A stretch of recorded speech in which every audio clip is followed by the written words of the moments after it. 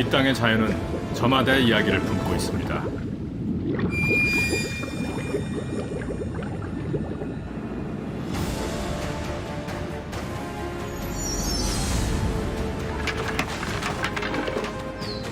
헤아릴 수 없는 삶의 나이틀.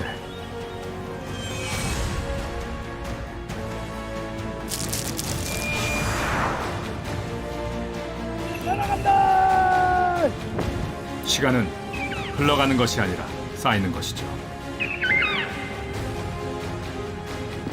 자연의 부름 앞에 모든 삶은 흔적을 남깁니다.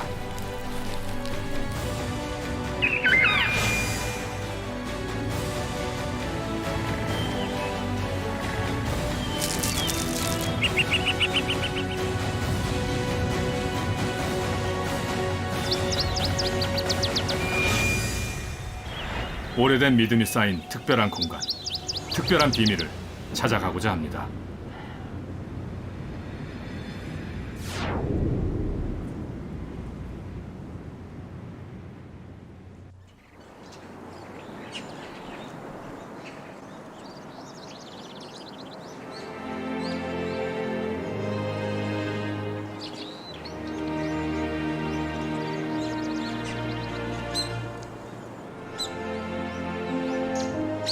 북악산에서 시작된 가을이 어느새 은봉자락을 타고 내려와 서울 복판에 거대한 단풍의 섬을 만듭니다.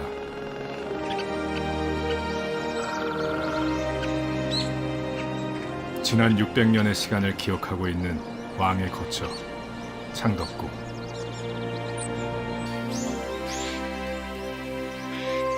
그 뒤란에 왕이 사랑했던 비밀의 숲이 있습니다. 단풍으로 둘러싸인 이 정자에 앉아 왕은 어떤 생각을 하곤 했을까요?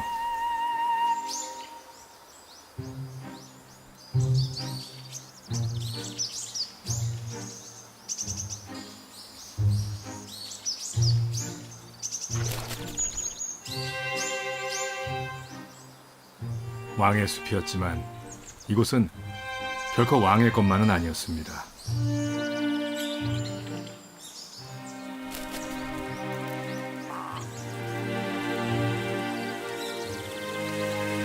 숲에 바람처럼 흐르는 자연의 순리. 왕도 때로는 자신이 가진 모든 짐을 내려놓고 한 마리의 새처럼 헐헐 날고 싶었을 것입니다.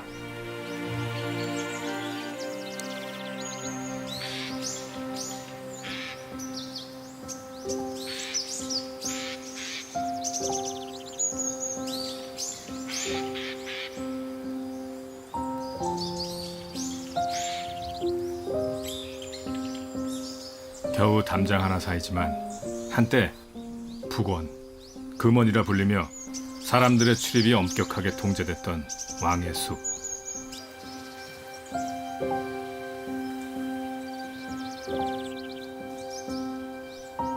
이 숲이 조성된 것은 조선 태종 때였습니다. 경복궁을 마다하고 창덕궁을 새로 지은 태종은 곧바로 이렇게 명했죠. 후원에 소나무를 가득 심도록 하라.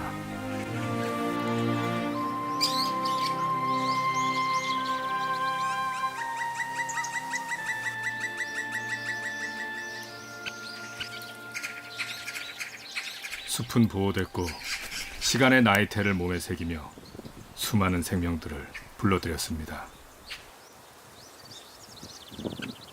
숲의 귀공자라 불리는 오색 딱따구리는 솔씨를 빼먹는 데는 탁월한 솜씨를 발휘하죠. 솔방울을 줄기의 틈새에 박아 단단하게 고정시킨 다음 핀셋처럼 날카로운 부리로 씨앗만을 빼먹습니다.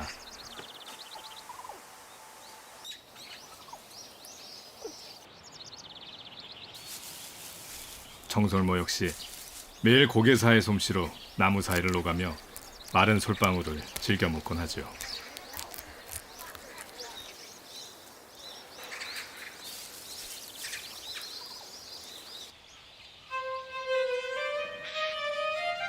숲은 이처럼 제각각 삶의 방식대로 살아가는 생명의 소리로 가득하고 산책을 나온 왕도 그 소리를 귀담아 들었을 것입니다.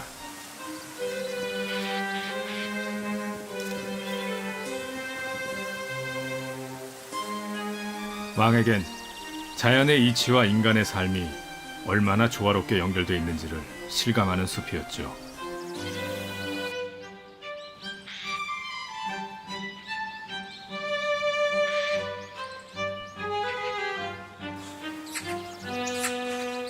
왕에게도 왕의 길이 있듯 너구리에게도 너구리가 좋아하는 좁고 은밀한 통로가 있습니다.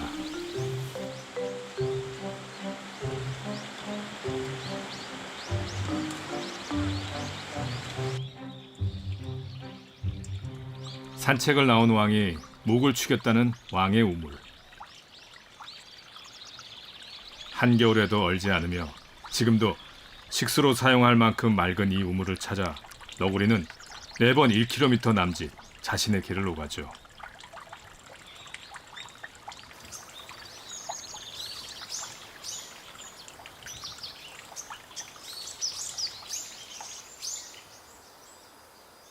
한때는 왕의 길이었으나 지금은 너구리의 몫이 돼버린 길. 이 길 끝에 겨우 사람 하나 누울 만큼 작은 집 하나가 있습니다.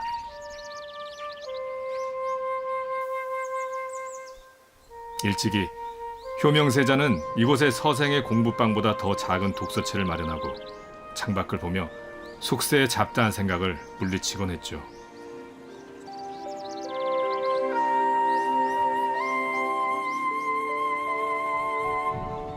가을 소리를 듣는다는 뜻의 추성대.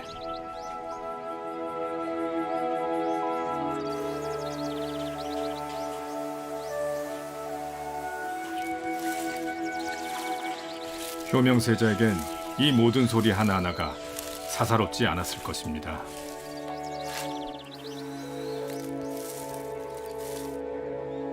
소리는 만물이 삶을 잇고 있다는 의미고 자신은 이들을 보살펴야 할 왕이 될 신분이었기 때문입니다.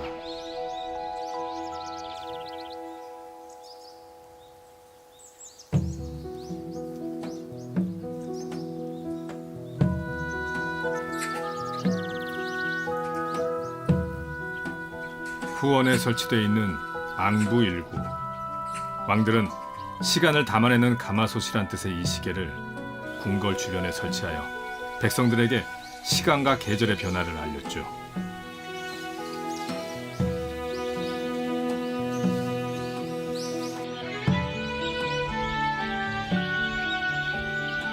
모든 생명에겐 자연의 시간표가 있습니다. 그것을 아는 것이 질서이고 지혜죠.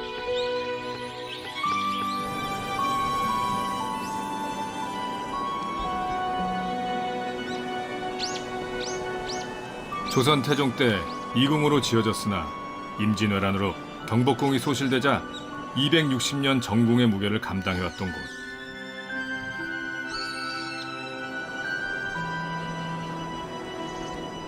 창덕궁은 한 나라의 역사와 정신이 온전히 수렴되고 통합된 명실상부한 왕의 거처였습니다.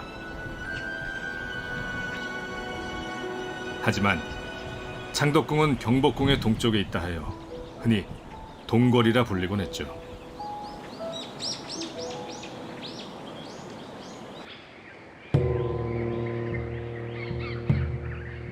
1800년대 초 궁궐의 모습을 담고 있는 동궐도. 동궐도 속엔 무려 2800그루가 넘는 나무가 손에 잡힐 듯 그려져 있습니다.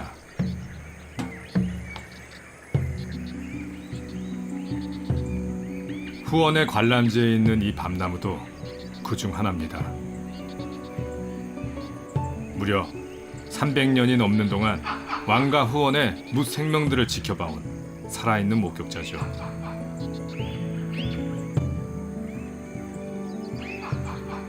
밤나무는 늘 풍성합니다. 열매도 많이 매달지만 줄기에도 많은 것을 품고 있습니다.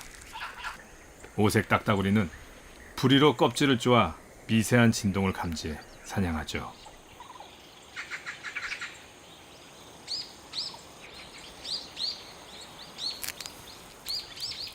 숲의 고개사인 청설모에게도 이 시절은 가장 힘든 보릿고개입니다. 줄기에 흐르기 시작한 단풍나무 수액을 핥으며 배고픔을 견딜 수밖에 없는 시간.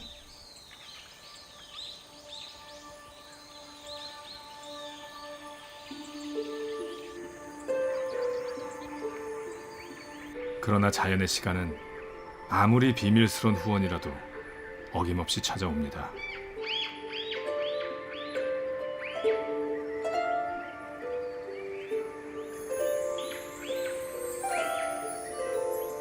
날이 따뜻해져 얼음이 풀리면 후원은 또다시 활기찬 생명의 축제로 이어지죠.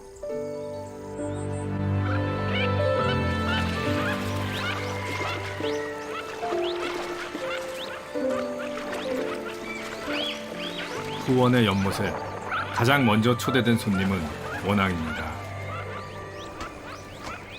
짝짓기 철이 되면 원앙은 멋진 날개춤으로 마음에 드는 상대를 유혹하죠.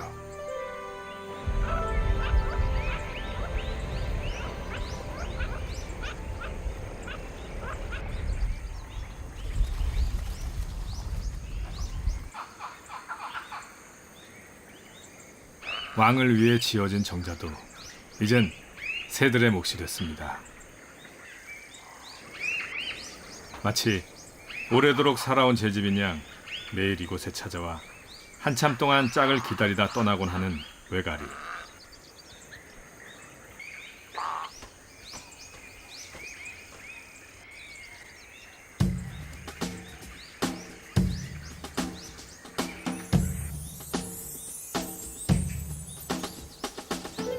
자연의 순리대로 흘러가는 정원과 그 정원을 만나러 가는 왕의 산책.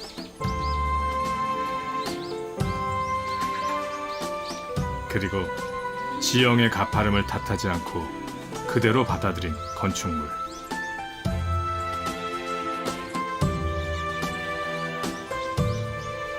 창덕궁을 위에서 내려다보면 여느 궁궐과 확연히 다름을 알 수 있습니다.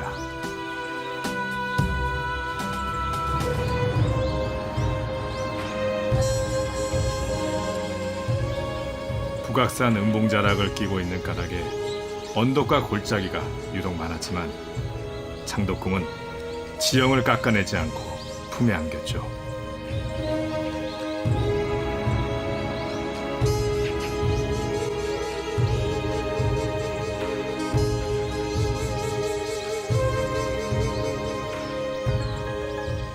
창덕궁의 대표적 건축물인 인정전.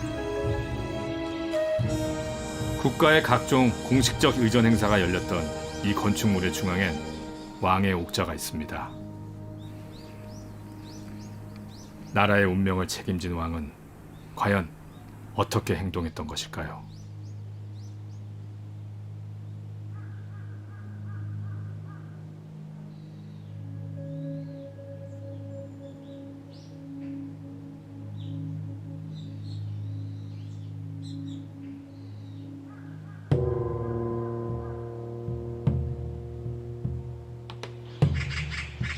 왕의 일거수일투족을 지켜봤을 도나문 앞 세 그루의 회화나무.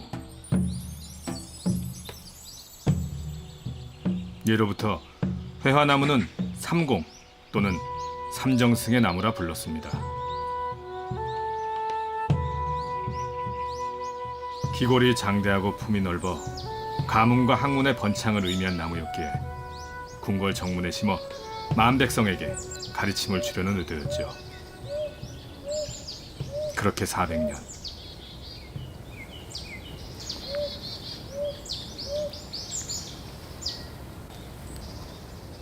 회화나무는 매년 자신의 몸 한쪽을 내줘 어김없이 찾아오는 솔부엉이의 둥지가 돼주고 있습니다.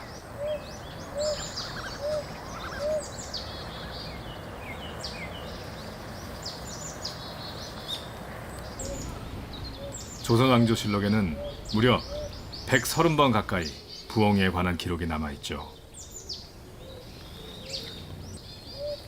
깊은 밤 글 공부하던 왕이 들었을 부엉이 소리.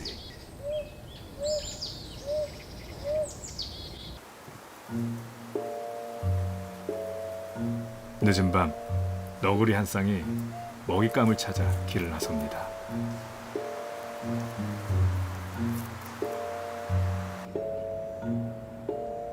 인적이 드문 이때가 야행성인 솔부엉이와 너구리에겐 활동하기 가장 좋은 시각이죠.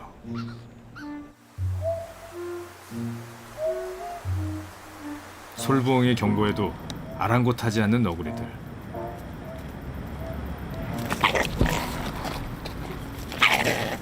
그러나 먹잇감 앞에선 어쩔 수 없이 야생의 본능을 드러내고 맙니다.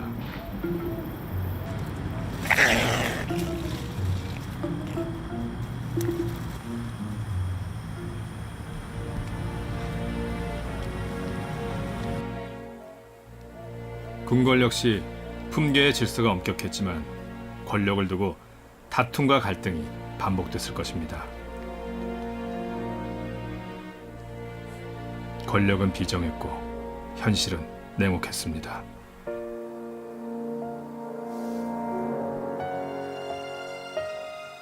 이런 현실 속에서 조화와 균형을 이끌어내는 건 왕의 몫이었습니다. 그만큼 왕의 책무는 막중했습니다.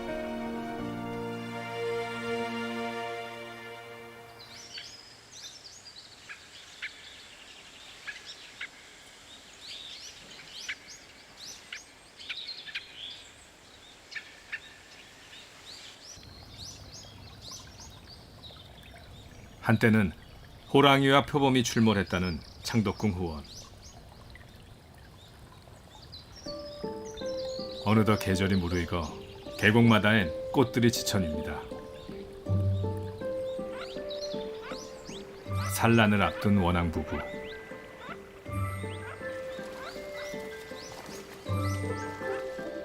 원앙이 계곡을 뒤지며 찾는 것은 무엇일까요?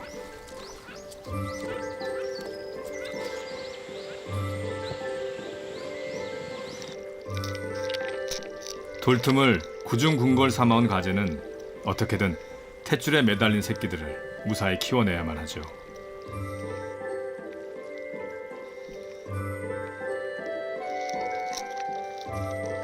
가재에게 무서운 사냥꾼은 원앙이지만 원앙도 사냥감이 될 수 있습니다.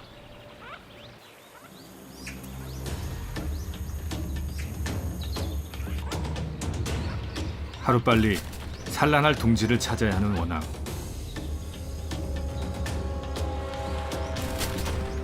원앙에겐 물 밖으로 나온 이때가 가장 위험합니다.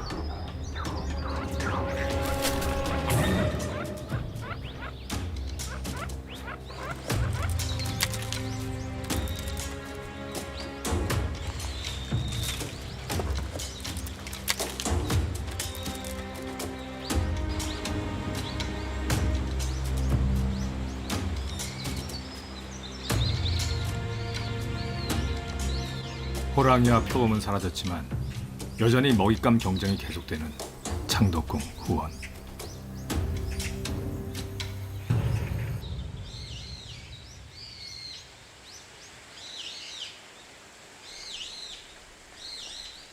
세조 때부터 조성되기 시작한 창덕궁 후원은 정사에 지친 왕들의 휴식처이자 사생의 공간이었습니다.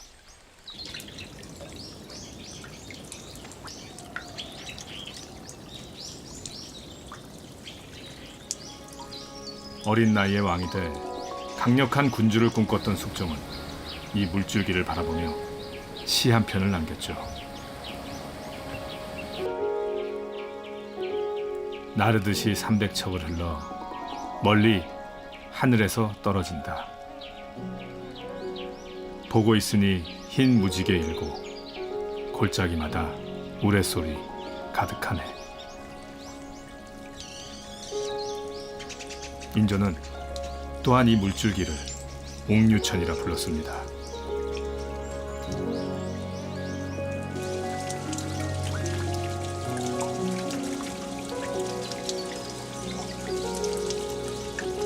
왕이 꿈꿨던 최고의 가치는 하늘의 뜻과 자연의 질서가 만 백성에게 고루 미치는 것이었습니다.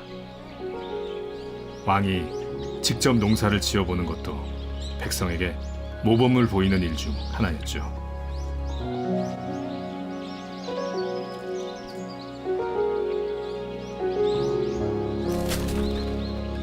자연은 이처럼 질서와 끊임없는 순환을 반복하며 수많은 생명들을 보듬고 또 키워냅니다.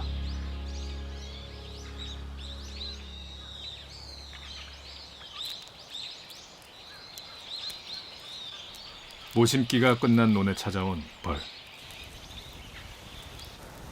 경단 만드는 솜씨는 가히 도공에 버금가죠.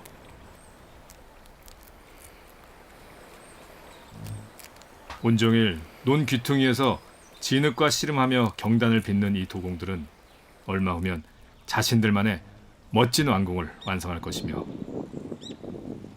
그 안에 후손을 낳아 번식시킬 것입니다.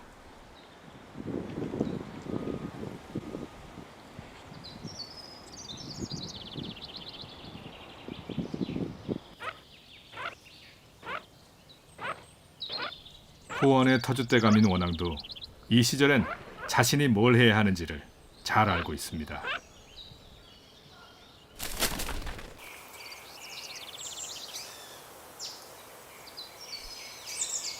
원앙 부부가 찾아낸 둥지는 200년 넘게 이 숲을 지켜온 오래된 느티나무.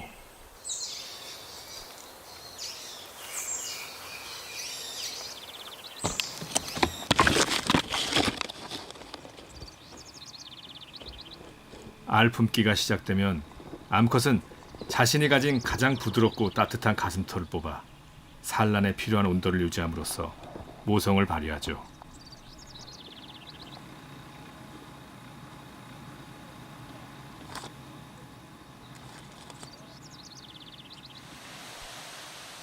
원앙이 알을 품듯 이 느티나무는 또 원앙을 품습니다. 자연은 이렇듯 품고 품음의 내리사랑을 통해 숲을 이룹니다. 인간의 삶도 다르지 않죠.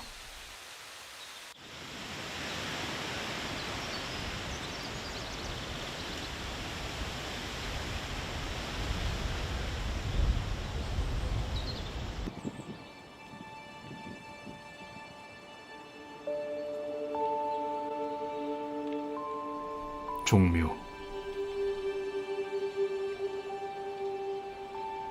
죽은 왕들이 거처하는 사후의 궁궐.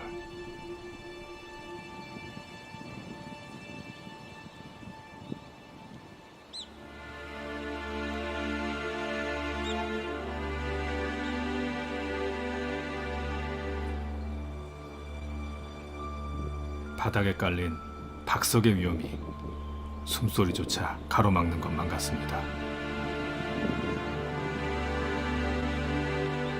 그만큼 산자와 죽은 자가 만나는 이곳은 신성한 장소죠. 아동계 예준소요 무신의전.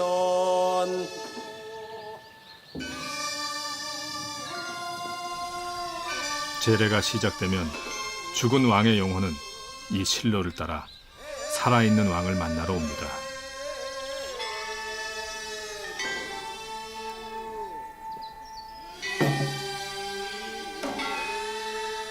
낮고 중후한 음악은 바람처럼 나아가 죽은 왕을 마중하며 실로의 중앙은 너무도 신성하여 감히 왕조차도 발을 디딜 수가 없습니다.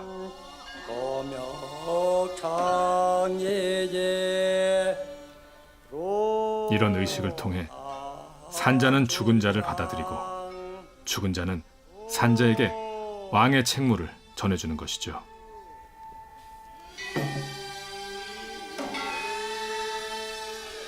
마침내 선왕의 영혼이 위패의 구멍을 통해 들어서면 왕은 선왕에게 예를 갖춥니다. 왕의 신분으로 유일하게 허리를 굽히는 순간이죠.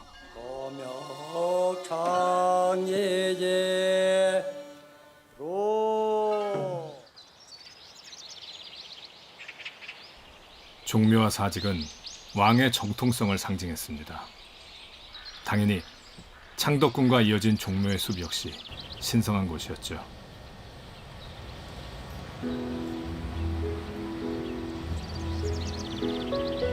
(1394년 12월) 서울을 수도로 정한 태조 이성계는 가장 먼저 종묘를 짓고 주변에 나무를 심어 호위하도록 했죠.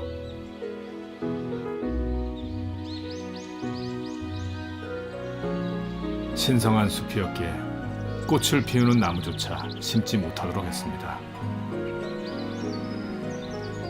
대신에 효를 상징하는 밤나무와 가래나무가 숲에 채워졌죠.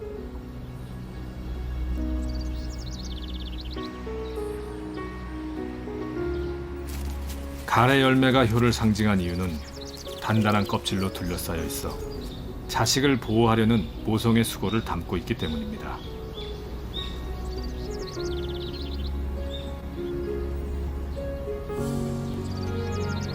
그렇게 600년 세월, 종묘는 숲을 품고 숲은 종묘를 품으며 오늘에 이르렀습니다.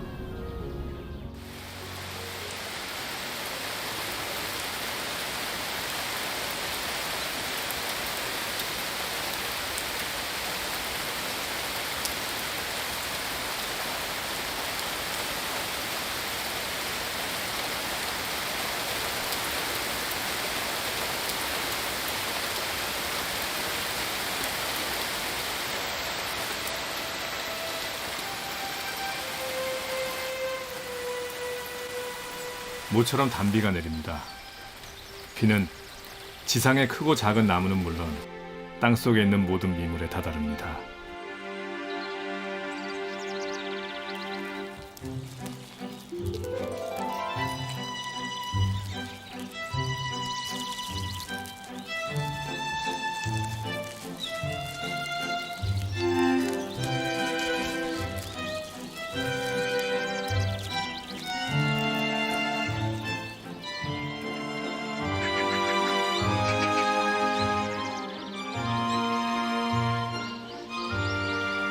옛사람들은 농사야말로 하늘의 질서를 따르는 일이라 했죠.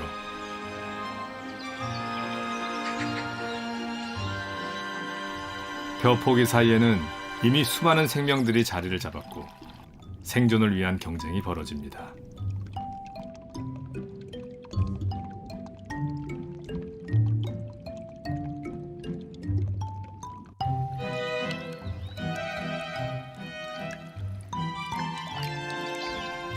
그리고 이런 경쟁을 통해서 벼가 성장할 수 있는 토양이 만들어지죠.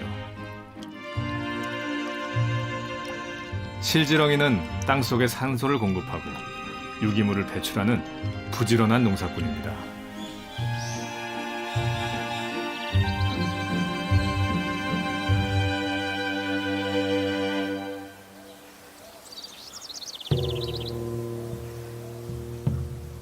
한때 100여 채에 달했다지만 지금 후원에 남아있는 건물은 40여 채. 왕은 종종 연못 주변 정자의 신하들을 불러 만찬을 즐기거나 시담을 나누곤 했죠. 자연의 여유로움을 감상하며 경무로 쌓인 피로를 풀고 가라는 배려였습니다.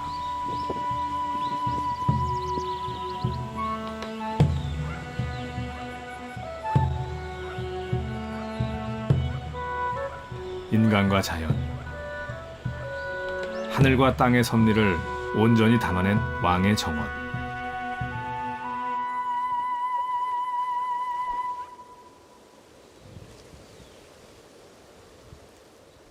후원에 사는 원앙 부부에게도 마침내 때가 왔습니다.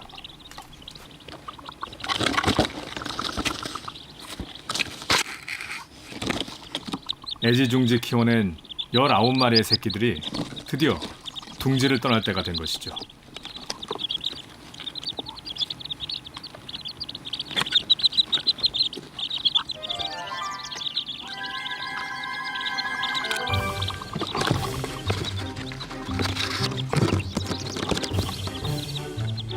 (6미터가) 넘는 높이에서 망설임 없이 몸을 던지는 새끼들.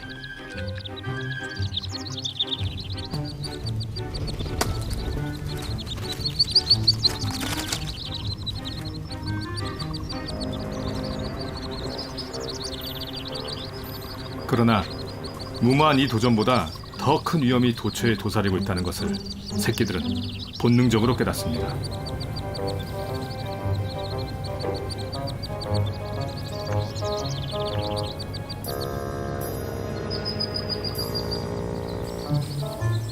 오로지 앞서가는 어미의 소리만이 새끼들을 이끄는 나침판이죠.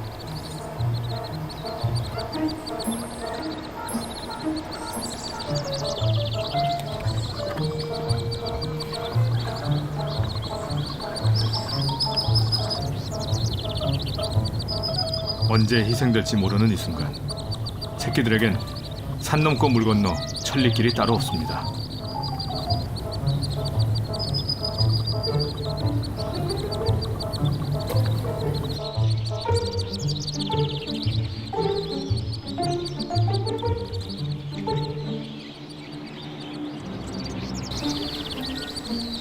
이윽고 몇 마리의 나고자가 생겼지만 13마리의 새끼들은 사선을 넘어 무사히 애련지에 도착합니다.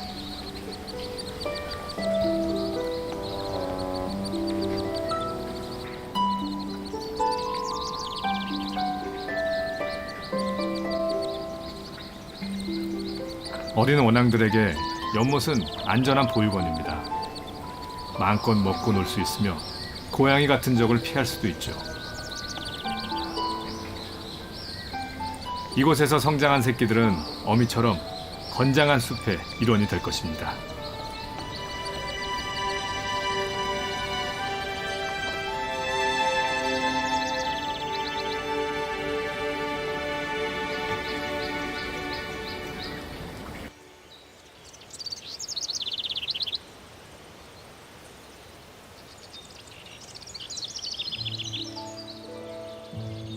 더위가 기승을 부리기 시작한 여름날, 도나무 앞 회화나무도 뒤늦게 꽃을 달았습니다. 지난 400년 동안 묵묵히 창덕궁의 시간을 받아냈을 나무.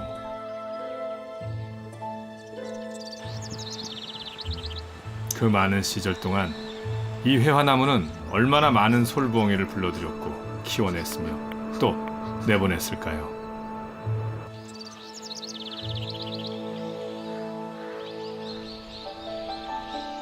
왕 역시 후손을 낳아 법통을 잇게 하는 것을 가장 중요한 일 중 하나로 여겼습니다.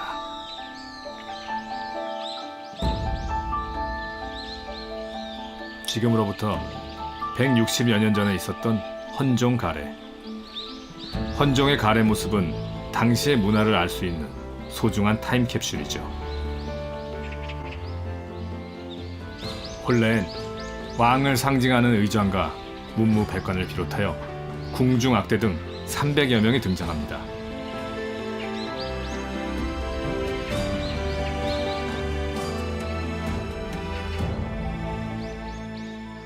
왕과 왕비가 거처했던 대조전. 대조전은 왕제를 생산한다는 뜻입니다. 그래서 침전인 대조전은 다른 건축과 달리 두 마리의 용이 있을 수 없다 하여 용마루를 얹지 않았죠.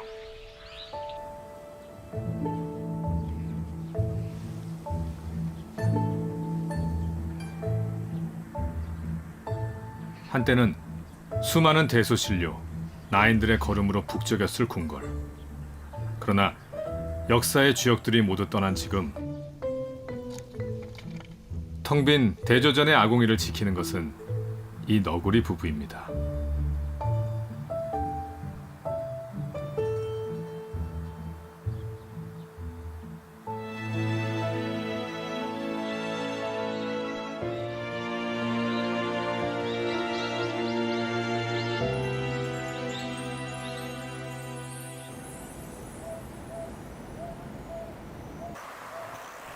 깊은 밤,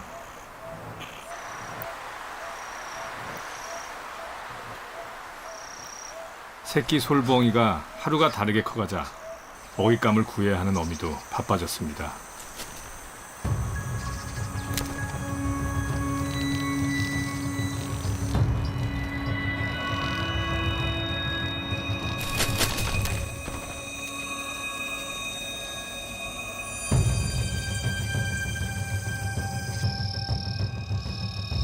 잡은 나방을 정성스럽게 다듬은 후에야 새끼들에게 물고 가는 어미.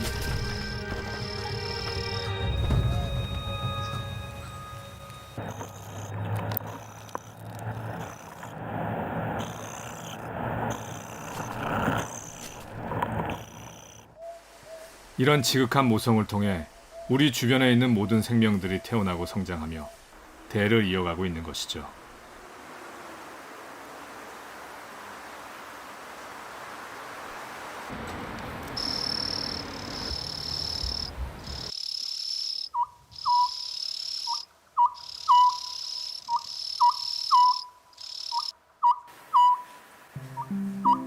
어둠을 틈타 너구리 가족이 외출을 준비합니다.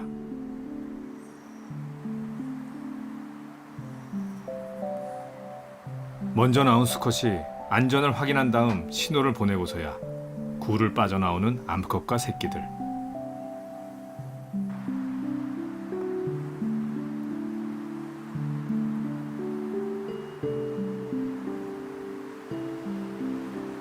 야행성인 너구리는 한 번에 너댓 마리의 새끼를 낳으며 암수가 부부의 인연을 맺으면 평생 함께 생활하는 것으로 알려져 있죠.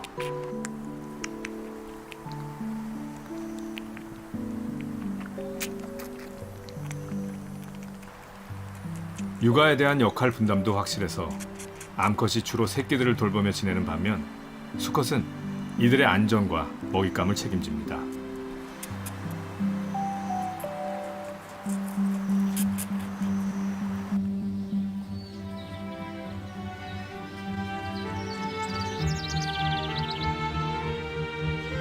오늘은 수컷 너구리가 좀 더 멀리까지 가볼 생각인가 봅니다.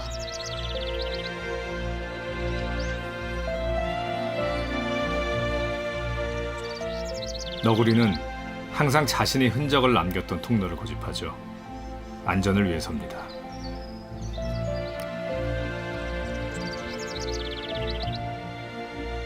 마침내 도착한 궁궐 귀퉁이의 공터. 부지런히 냄새를 맡아 적이 없는지를 확인한 다음 떨어진 살구를 먹이기 위해 암컷과 새끼들을 불러들입니다.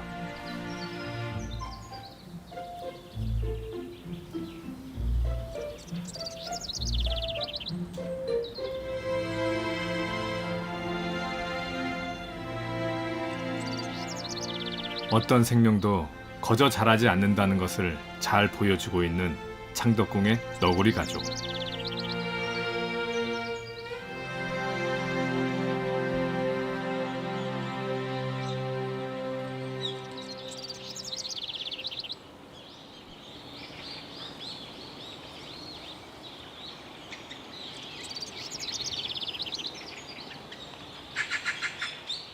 후원에 있는 300년 수령의 이 밤나무 역시 그저 자란 게 아니라 일찍이 세종의 명으로 심어진 밤나무의 후손입니다.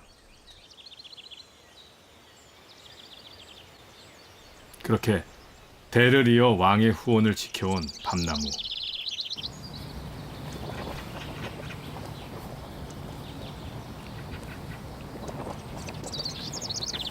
나무는 오늘도 가쁜 숨과 함께 수액을 내보내고 달콤한 수액은 주변에 기대 살고 있는 다른 수많은 생명들을 불려들여 키워냅니다.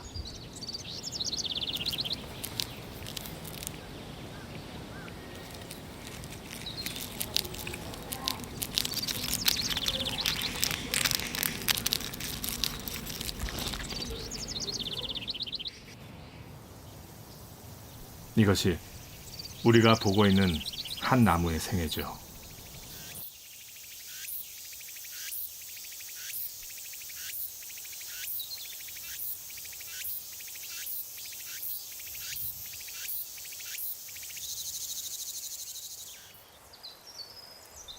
자기나무꽃 아름다운 왕의 논.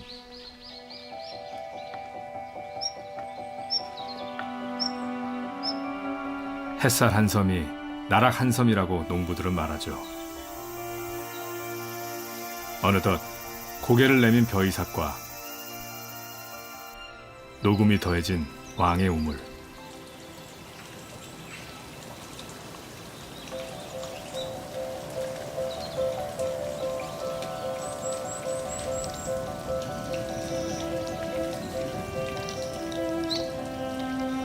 매일 숨죽이며 살아야 했던 가지도 이제 허리춤에 품고 있던 새끼들을 분가시킬 때가 왔습니다.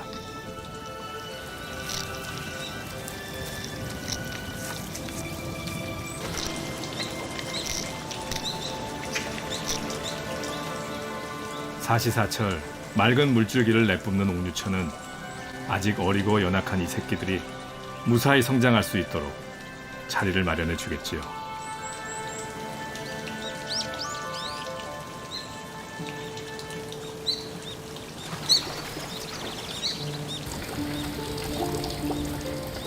궁궐 연못은 대부분 하늘은 둥글고 땅은 모나다는 천원 지방사상을 담고 있습니다. 이는 하늘의 섭리와 땅의 이치가 조화를 이룰 때 모든 생명이 순탄하게 성장할 수 있다는 의미죠.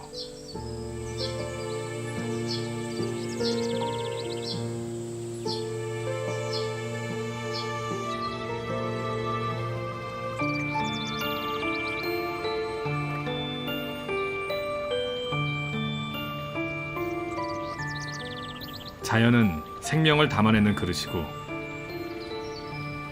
생명은 자신을 품어주는 곳을 우주라 생각합니다.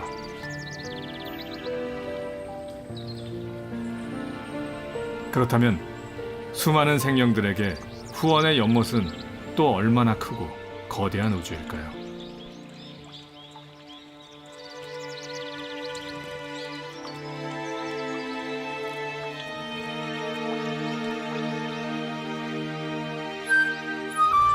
일찍이 정조는 이곳 부용지 언덕에 건물 하나를 남겼습니다.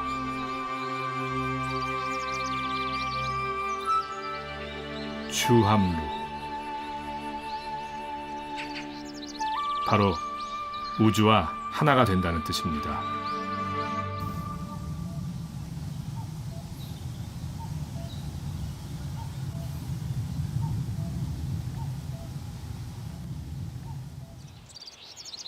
창덕궁은 조선 500년의 역사에서 무려 260년간 왕이 거주하는 정궁의 무게를 감당했고 인정전은 나라의 중심이었습니다.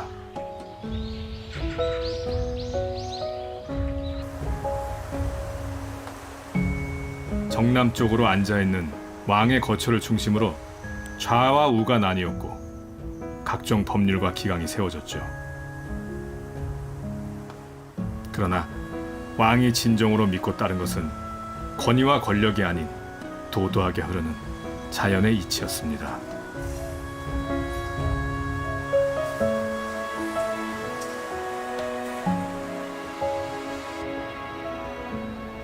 부화한 지 25세 남짓. 회화나무가 품고 있던 솔봉이 새끼도 어느덧 떠날 때가 됐습니다.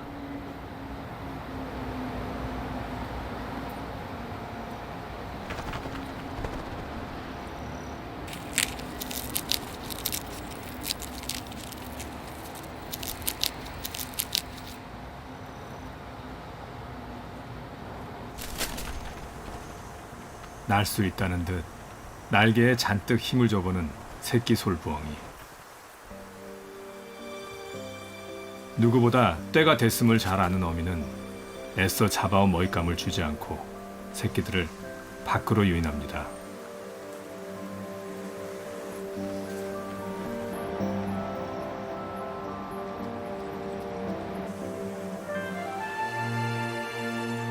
새끼의 첫 비행.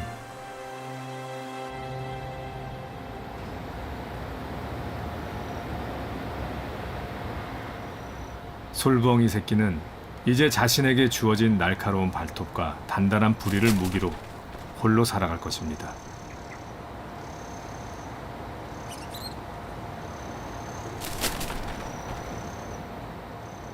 그리하여 내년이면 어미가 그랬던 것처럼 또다시 이곳 해화나무의 품으로 돌아오겠지요.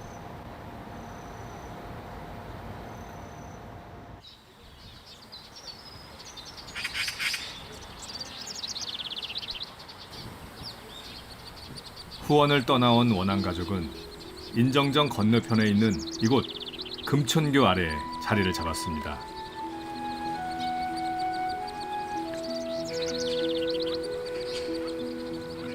창건 당시 만들어진 금천교는 화재와 전란에도 훼손되지 않고 남은 창덕궁에서 가장 오래된 건축물이죠.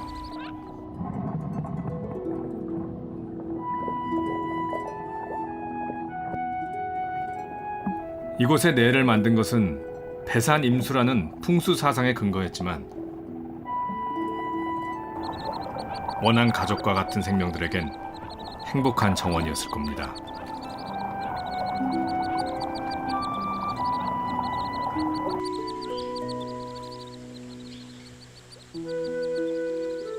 고즈넉한 날이면 왕의 거처에까지 들렸을 맑은 물소리와 새소리.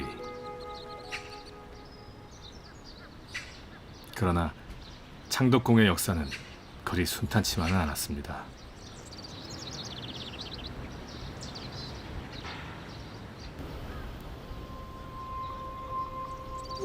19세기 말 밀려오는 외세의 압박은 평화로웠던 창덕궁을 역사의 소용돌이로 끌고 갔죠.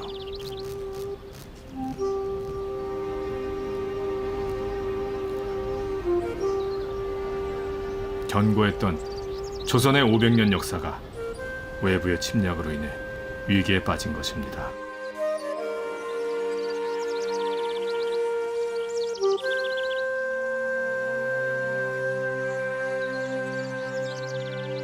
(1910년) 8월의 어느 더운 여름날, 일제의 압박에 굴복한 몇몇 대신들이 대조전 옆에 있는 이곳 흥복헌을 찾아옵니다.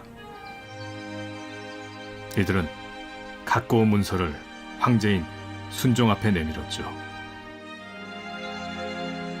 조선을 일제에 병탄한다는 내용이었습니다.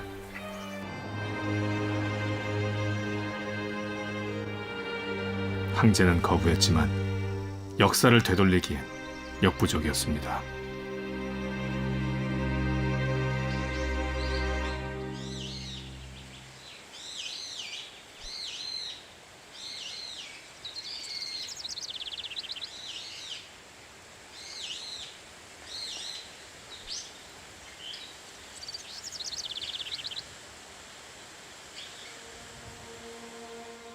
그러나 무엇보다 자연의 순리를 따랐고 순리 속에서 삶의 지혜를 얻고자 했던 조선이었습니다. 가을이 되면 왕은 이 별을 수확한 뒤 춘당별한 이름으로 신하들에게 하사했습니다. 하늘의 고마움을 만백성에게 알리라는 뜻이었죠.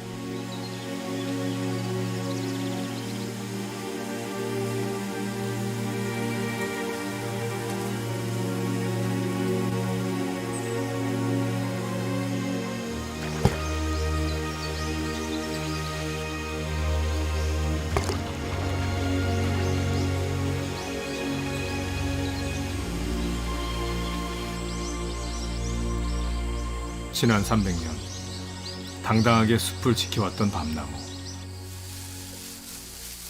밤나무도 지난 계절 애지중지 키워왔던 자신의 노고를 숲의 생명들에게 돌려줍니다.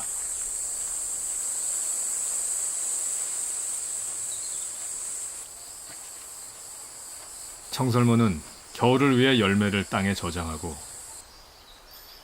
다른 청설모는 저장된 그 열매를 또다시 노립니다.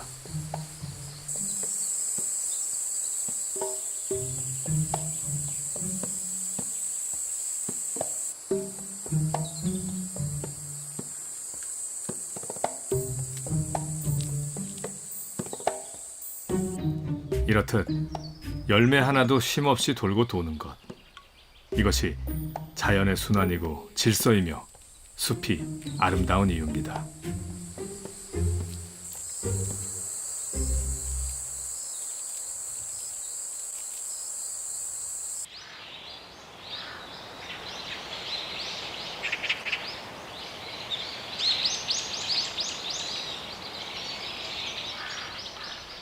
어느새 훌쩍 자란 너구리 새끼들이 어미와 함께 보금자리에서 제법 먼 후원까지 사냥을 나왔습니다.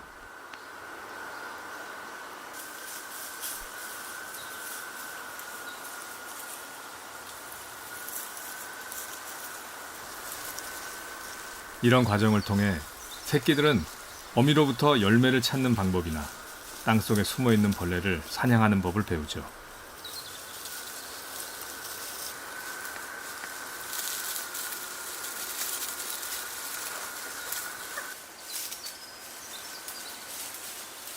외부에 어떤 간섭도 없는 창덕궁 후원은 이 6마리 너구리 가족이 살아가기엔 가장 안전한 장소이자 가장 행복한 정원일 것입니다.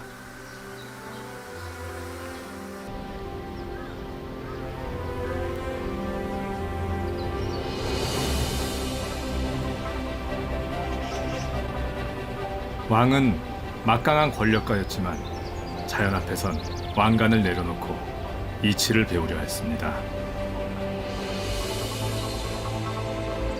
궁에 자연을 담으려 했고 자연 속에서 지혜를 얻고자 했습니다. 이 느티나무는 몸이 부러졌으나 원한 가족에겐 둥지가 되어주었고 밤나무는 모진 삶에도 끈질기게 제 몫을 해왔습니다.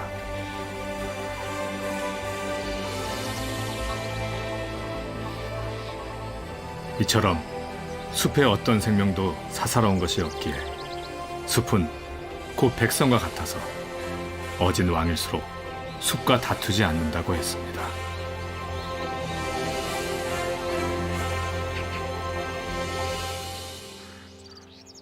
그것이 500년의 역사를 품고 있는 창덕궁.